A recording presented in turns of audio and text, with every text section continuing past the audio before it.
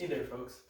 I just wanted to have a quick chat about my CB500X with the Rally Raid Level 2 installed on, as well as some other modifications. The reason I want to talk about this is it's kind of a very interesting bike, and it's actually a lot more capable than I first had anticipated. So I'd like to talk about my experience with it, and we'll kind of go through some of the modifications and the results of the modifications. So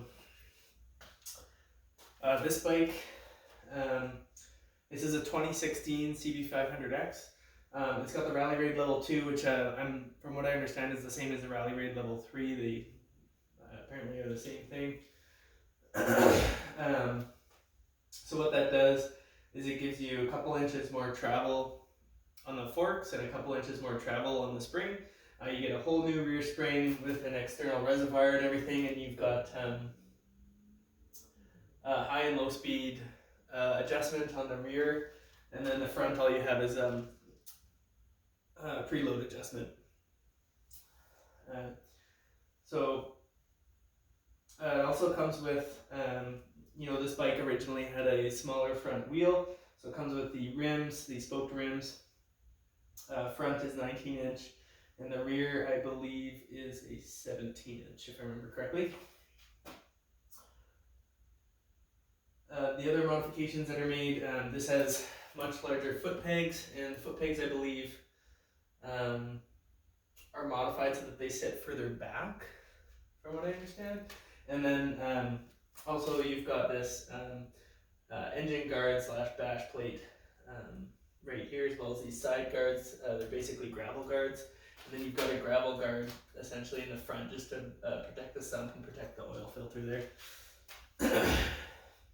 Other things that were done to this bike, it had a riser installed on it to keep the handlebars a little bit higher, I believe, and then it's also got some bark busters on it. It's got pro taper bars, and I'm trying to think if there's anything else.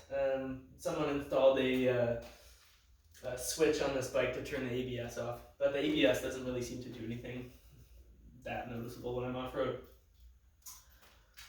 So not mostly gone through the modifications. Oh, one more thing I forgot. It has an Agropovic exhaust as well, which makes it sound really awesome. And it's also gonna keep the engine from being as bunged up from all of the emission stuff that's in the original exhaust. Anyways, my experience with this bike has been phenomenal. It's pretty good on road. I'd say it feels like it's lacking a little bit of power, but it's almost more because of the gearing, not so much the engine. The gearing, it's 6-speed, but it's all pretty close ratio. So you kind of go 1, 2, 3, 4, 5, 6. Whereas it would be nice if it was kind of like 1, 2, 3, 4, 5, and then 6 would be a longer gear, almost like an overdrive. That would be nice, but I can't complain. I mean, this thing sits at 110 kilometers an hour just very happily. Which is usually generally my general speed on the highway with this bike or any other bike, because it's just probably the fastest I could go while still being relatively comfortable. And it'll sit at 120 all day, no problem as well, if that's kind of how you ride. But just riding it, I notice it just feels like just missing a hair of power when you're going a little bit faster. That's probably because it's a 500cc bike, but it's also because of the gearing, I think. Off-road, this thing's a blast. Honestly, I've ridden a lot of dual sports. I've had I still have it right here. I have a Yamaha TW200. That was my first motorcycle, my first dual sport. I've had a Suzuki DR650, and I've had a Suzuki DR350. So on the DR350, I could really rip it off-road. The suspension was actually pretty decent. I could go very fast. On this bike, I can actually go a lot faster than I thought I could off-road, hitting bumps and things like that, and rough terrain. I'm actually really impressed with the suspension. It took me a day to dial in the suspension the way I liked it. The previous owner just did gravel riding, and so they had the settings on the rear shock really soft, so I had to tighten it up a little bit and kind of figure out how I liked it.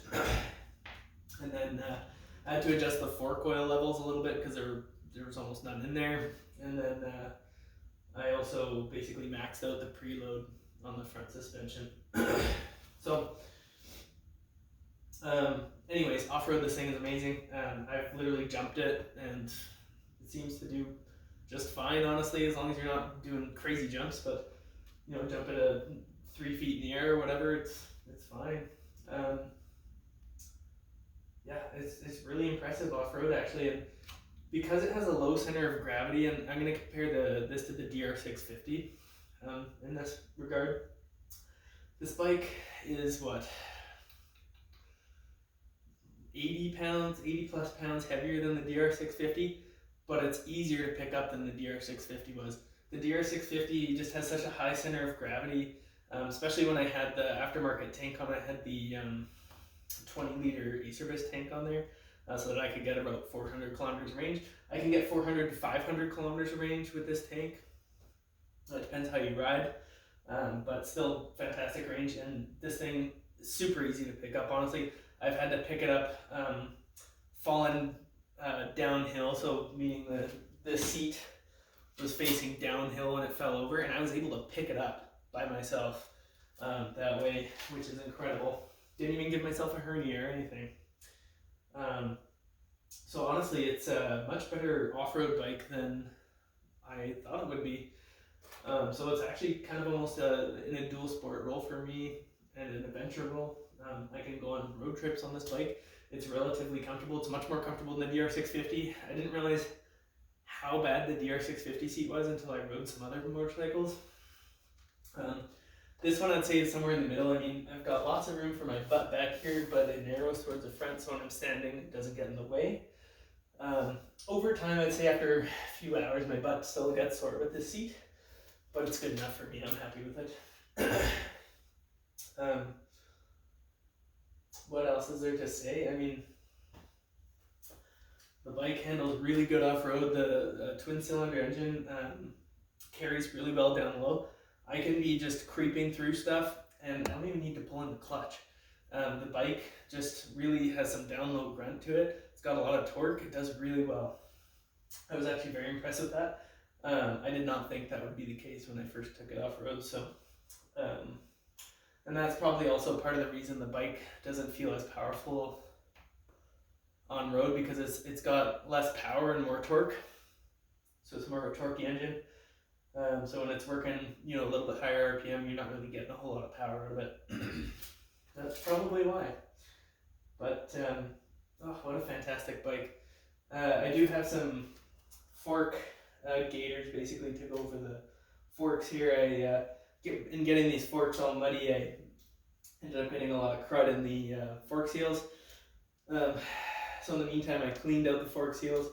I'll probably just rebuild the whole front shocks at some point. One thing that is annoying about this bike is the valve clearances. You got to take the whole bike apart. Everything's crammed in here in the way, so I'm kind of putting it off a little bit. This bike has over 20,000 kilometers on it, so it's had 2 valve checks already. The valves tend to change less the more kilometers you put on a bike, because the valves kind of quote unquote settle.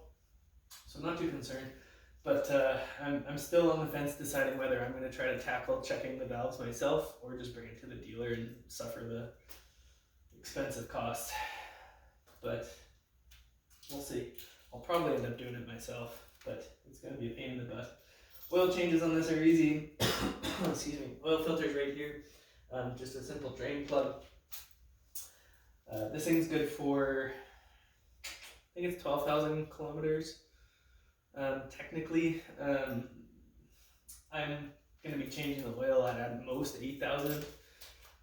Probably more like 5,000 to 6,000, especially with off-roading and things like that. But I mean, this is a fantastic bike. I love riding it. It sounds really cool.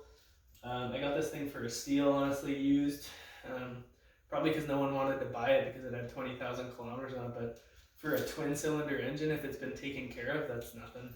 These bikes even these bikes even being used in the adventure setting. If you look up what some of the Rally Raid guys have done, there's a guy that's put 100,000 kilometers of around the world touring on his, and hasn't checked the valve since the second valve check, and his is still going. So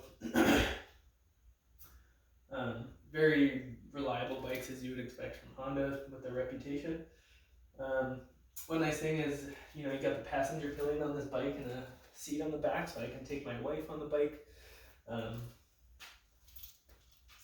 Yeah, I don't find the 19-inch front wheel to be a problem myself.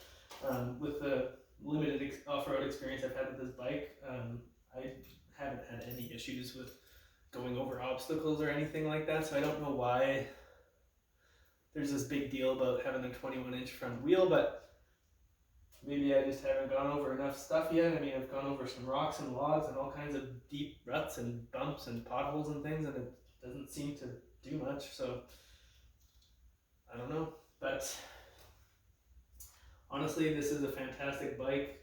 The thing is too, is you can buy a used CB500X. They're so common for a really good price, and then you can dump a few $1,000 into it if you want to.